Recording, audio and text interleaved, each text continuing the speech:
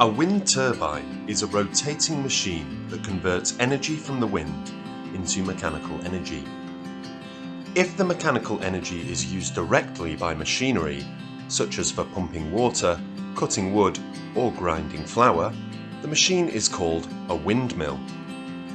If the mechanical energy is instead converted to electricity, the machine may be called a wind turbine generator. The wind turbine's blades are moved by the wind. The blades are connected to a generator, which makes electricity using electromagnets, moving wire near a magnet to direct the flow of electricity. It's similar to how a pump pushes water through a pipe. When the generator creates electricity, the electricity is combined with any other wind turbines that may be in the same wind farm.